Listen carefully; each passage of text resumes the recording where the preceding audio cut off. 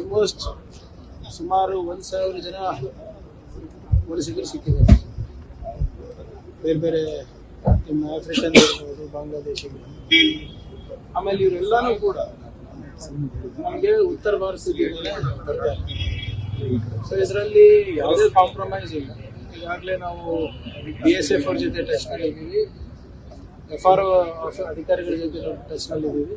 V will 100% take care of this issue. ಇದು constant ಆಗಿ vigilant ಇರಬೇಕಾಗ್ತದೆ. ಬರೀ ನಾವು 1 ವಾರ ಮಾಡೋದು, ಇನ್ನೊಂದು 2 ವಾರ ಬಿಡೋದು ಅಂತ ಇಲ್ಲ, ನಿರಂತರವಾಗಿ ಮಾಡಬೇಕಾಗ್ತದೆ. ಇದಕ್ಕೆ ಅವಶ್ಯಕತೆ ಒಂದು ಸ್ಪೆಷಲ್ ತಂಡನೇ ಕೂಡ ನಾವು ಮಾಡ್ತಾ ಇದ್ದೀವಿ. ಮತ್ತೆ ಬಹಳ ಪ್ರಮುಖವಾದಂಥ ವಿಷಯ ಏನಪ್ಪ, ಈ ವಿಚಾರದಲ್ಲಿ ಕೇಂದ್ರ ಸರ್ಕಾರ ಸ್ವಲ್ಪ ನೆರವು ಕೊಡಬೇಕಾಗ್ತದೆ. ಯಾಕಂದರೆ ನಮ್ಮ ರಾಜ್ಯ ಯಾವುದೇ ಅಂತಾರಾಷ್ಟ್ರೀಯ ಗಡಿಯನ್ನು ನಾವು ಹೊಂದಿಲ್ಲ, ಸಂಪರ್ಕನೂ ಇಲ್ಲ. ಬಾಂಗ್ಲಾದೇಶ ಗಡಿಲೂ ನಮ್ಮ ಸಂಪರ್ಕ ಇಲ್ಲ, ನೇಪಾಳ ಸಂಪರ್ಕ ಇಲ್ಲ, ಬೇರೆ ಯಾವ ರಾಷ್ಟ್ರದ್ದು ಬಾರ್ಡರ್ಸನ್ನು ನಾವು ಶೇರ್ ಮಾಡೋದು. ಆದರೆ ಇವತ್ತು ಅವರು ನುಗ್ತಾ ಇದ್ದಾರೆ ಅಂದರೆ ಎಲ್ಲಿಂದ ಬರ್ತಾ ಇದ್ದಾರೆ? ಇವತ್ತು ತ್ರಿಪುರಾದಿಂದ ಬರ್ತಾ ಇದ್ದಾರಾ, ಅಸ್ಸಾಮಿಂದ ಬರ್ತಾ ಇದ್ದಾರಾ, ಬೇರೆ ನಾರ್ತ್ ಈಸ್ಟ್ ಇಂದ ಬರ್ತಾ ಇದ್ದಾರಾ, ಪಶ್ಚಿಮ ಬಂಗಾಳಿಂದ ಬರ್ತಾ ಇದ್ದಾರಾ? ಗಡಿ ಕಾಯೋ ಜವಾಬ್ದಾರಿ ಕೇಂದ್ರ ಸರ್ಕಾರ. ಅದೇ ವಿಚಾರದಲ್ಲೇ ಇವ್ರು 2-3 ಎಲೆಕ್ಷನ್ ನಾರ್ತ್ ಈಸ್ಟಲ್ಲೂ ಮಾಡಿಬಿಟ್ರು, ಮತ್ತು ವೆಸ್ಟ್ ಬೆಂಗಾಲಲ್ಲೂ ಮಾಡಿಬಿಟ್ರು. ಆದರೆ ಅವ್ರ ಜವಾಬ್ದಾರಿ ಸರಿಯಾಗಿ ನಿರ್ವಹಿಸ್ತಾ ಇಲ್ಲ ಅಂತ ನನ್ನ ವೈಯಕ್ತಿಕ ಅಭಿಪ್ರಾಯ. ಇಷ್ಟು ದೂರ ಬರ್ತಾ ಇದ್ದಾರೆ ಅಂದರೆ not only hour international borders have become Porus, but also other state borders also have becoming Porus ಅಂತ.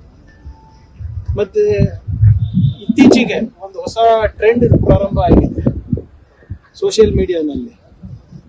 ಸುಮ್ಮನೆ ಹೋಗೋದು ಸ್ಲಮ್ಗಳಲ್ಲಿ, ಒಂದು ವಿಡಿಯೋ ಮಾಡೋದು, ನಿಮ್ದು ಯಾವ ಊರು, ನಿಮ್ದು ಯಾವ ರಾಷ್ಟ್ರ, ಹಿಂದಿನಲ್ಲಿ ಕೇಳ್ಬಿಡೋದು, ಮತ್ತು ಏನು ಸರ್ಕಾರ ಏನು ಮಾಡ್ತಾ ಇಲ್ಲ ಅಂತ ಬಾಯಿಗೆ ಬಂದಂಗೆ ಮಾತಾಡೋದು. ಅಂಥ ವಿಜಿಲೆಂಟಿಸಮಿಗೆ ನಾವು ಒಪ್ಪಕ್ಕಾಗಲ್ಲ. ನಿಮ್ಮ ಹತ್ರ ಮಾಹಿತಿ ಇದ್ದರೆ ಬಂದು ಸ್ಟೇಷನ್ನಲ್ಲಿ ನಮ್ಮ ಸಿಬ್ಬಂದಿಗಳಿಗೆ ಕೊಡಿ. ನೀವು ಸೋಷಿಯಲ್ ಮೀಡಿಯಾ ಹೀರೋ ಆಗಕ್ಕೆ ಹೋಗಿ ನೀವು ಅಂತಾರಾಷ್ಟ್ರೀಯ ಈ ಜಾಳ ಏನಿದೆ ಅದನ್ನ ಬಲಪಡಿಸ್ತಾ ಇದ್ದೀರಾ. ಮಾರಲ್ ಪೊಲೀಸಿಂಗ್ ಮಾಡಬಾರ್ದು. No moral policing, no vigilantism will be tolerated. ಯಾಕಂದ್ರೆ ಇವ್ರು ಹೋಗಿ ಸೋಷಿಯಲ್ ಮೀಡಿಯಾನಲ್ಲಿ ಹಾಕ್ತಾರೆ, ಅವ್ರು ಎಚ್ಚೆತ್ಕೊಳ್ತಾರೆ. ಈಗ ಅವ್ನು ಯಾರು ಸಿಕ್ಬಿಲ್ತಾನೆ ಅವನು ನಮ್ಗೆ ಇಂಪಾರ್ಟೆಂಟ್ ಅಲ್ಲ. ಅವ್ರ ಮೂಲ ಯಾವುದು? ಅವ್ರ ಏನು ಠೇಕೆದಾರ್ ಅಂತ ಹೇಳ್ತಾರೆ ಇವರಿಗೆ, ಅವ್ರ ಕಾಂಟ್ರಾಕ್ಟರ್. ಅವ್ನ ಕಾಂಟ್ರಾಕ್ಟರ್ ಯಾರು? ಅವನಿಗೆ ಆಧಾರ್ ಕಾರ್ಡ್ ಕೊಡ್ಸಿದ್ದು ಯಾರು? ಅವನಿಗೆ ಇಲ್ಲಿ ಉದ್ಯೋಗ ಕೊಡಿಸ್ತಾ ಇರೋದು ಯಾರು? ಇಲ್ಲಿ ಹೋಗಿ ಖಾಸಗಿ ಕಂಪನಿಗಳಲ್ಲಿ ಬೇರೆ ಬೇರೆ ಸಣ್ಣ ಪುಟ್ಟ ನೌಕರಿಗಳನ್ನ ಇಸ್ಕೊಡ್ತಾ ಇರೋದು ಯಾರು? ಅದು ನಮ್ಗೆ ಸಿಗ್ಬೇಕಲ್ಲ. ನೀವೇನೋ ನಿಮ್ಗೆ ಲೈಕ್ಗಳಿಗೆ, ಶೇರ್ಗಳಿಗೆ ನೀವು ಮಾಡ್ಬಿಡ್ತೀರಾ, ಆದ್ರೆ ಇದ್ರ ಮೇಲೆ